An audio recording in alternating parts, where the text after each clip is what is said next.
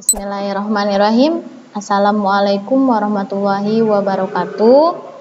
Bertemu lagi di pelajaran ilmu pengetahuan kelas 8, masih bab 3, pertemuan yang ke-6. Alhamdulillah, mudah-mudahan kita dalam keadaan sehat walafiat, dalam lindungan Allah Subhanahu wa taala, bersama guru yang sama tetap ya, Ibu Mamai. Lanjut, sekarang buka LKS-nya halaman 42.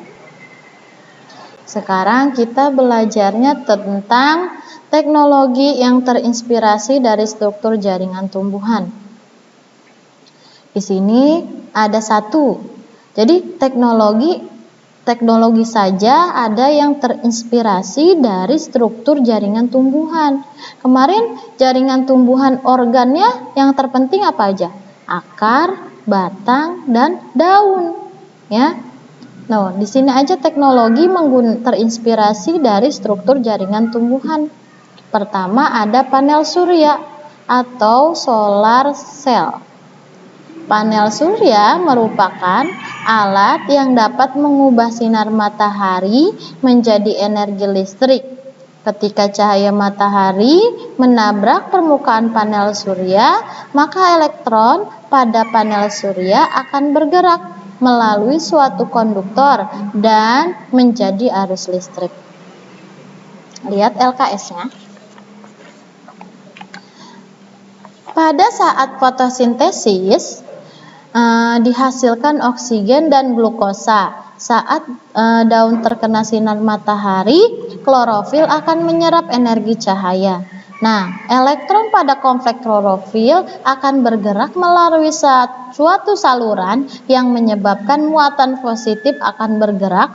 Muatan positif selanjutnya bergerak menuju kompleks enzim yang berfungsi menghasilkan energi kimia berupa ATP dan NADPH. Energi ATP dan NADPH ini selanjutnya akan digunakan untuk mengubah CO2 karbon dioksida menjadi glukosa. Itu panel surya atau solar cell. Jadi panel surya merupakan alat yang dapat mengubah sinar matahari menjadi energi listrik. 2. Sensor cahaya. Lampu penerangan jalan mampu menyala dan mati secara otomatis karena dilengkapi dengan sensor cahaya yang disebut dengan fotoresistor. Lihat LKS-nya atau Light Defender Resistor LDR dan saklar pengatur on dan off. Fotoresistor merupakan teknologi yang dapat diubah nilai hambatan listrik melalui penyinaran cahaya matahari atau mekanisme lampu penerangan jalan terinspirasi dari stomata daun pada kaktus. Stomata kaktus akan membuka ketika malam hari dan menutup di malam hari untuk mengurasi proses penguapan. Aktivitas sel menjaga stomata dan diterapkan pada fotoreseptor yang peka terhadap rangsangan cahaya. Ya. Sekarang 3. Lapisan pelindung dan pengkilap. Pada permukaan daun talas terdapat lapisan kutikula yang kedap air. Hal inilah yang menyebabkan permukaan daun talas sangat bersih dan mengkilap. Ya. Lihat LKS-nya halaman 42. Kutikula tersusun atas senyawa lipid berupa lilin atau wax dan polimer hidrokarbon yang disebut kutan. Kedua senyawa ini bersifat hidroponik, tidak suka air, sehingga jika air mengenai lapisan ini, maka tidak akan membasahi daunnya. Lapisan lilin juga mampu mencegah penempelan debu atau kotoran lain sehingga daun tetap bersih.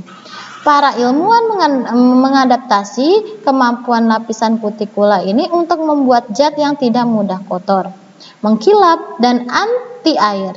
Misalnya pada semir sepatu, lapisan pengkilap pada mobil, atau perabotan rumah tangga. Itu lapisan pelindung dan pengkilap. Sekarang 4. Alat pemurnian air. Perairan yang ditumbuhi oleh eceng gondok, tahu eceng gondok, biasanya tampak jernih. Hal ini disebabkan oleh akar eceng gondok berbentuk serabut-serabut yang banyak dan rapat. Ya. Akar ini masih lihat LKS-nya halaman 43. Akar ini mampu menyerap partikel-partikel yang terlarut dalam air sehingga air menjadi bersih. Bahkan zat-zat berbahaya seperti racun dapat diserap oleh eceng gondok. Saat dilihat dengan mikroskop elektron, pada membran sel akar terdapat saluran-saluran atau lubang-lubang kecil. Saluran ini terbentuk dari protein yang memiliki ukuran lubang tertentu dan daya ikat yang tertentu pula. Salah satu salurannya bernama aquaporin. Aquaporin berupa saluran atau protein kenal yang hanya dapat dilewati oleh air sehingga partikel lain tidak dapat masuk lewat aquaporin. Mekanisme tersebut menginspirasi para ilmuwan untuk mengembangkan teknologi penyaringan atau pemurnian air. Dengan teknologi ini, air yang kotor disaring sehingga air hasil penyaringan benar-benar bersih dan aman untuk dikonsumsi. Nah, itu adalah teknologi yang terinspirasi dari struktur jaringan tumbuhan. Ada 4. Pertama, panel surya atau solar cell, 2 sensor cahaya, 3 lapisan pelindung dan pengkilap, 4 alat pemurnian air. Tugas halaman 43 yang tugas mandiri halaman 43, isi di LKS ya sayang, kemudian salin atau pindahkan ke lembar jawaban online yang sudah disediakan nanti oleh kepala sekolah, linknya kamu isi di situ. Semoga bermanfaat, lebih sering lagi atau lebih banyak membaca banyak media dari HP kamu, gunakan dengan baik untuk sekarang ini karena sekarang ini kita masih belajar di rumah. Tetap semangat, mudah-mudahan semua ini cepat berlalu dan kita bisa kembali lagi ke sekolah. Cukup sekian, wabillahi taufiq wal hidayah, wassalamualaikum warahmatullahi wabarakatuh.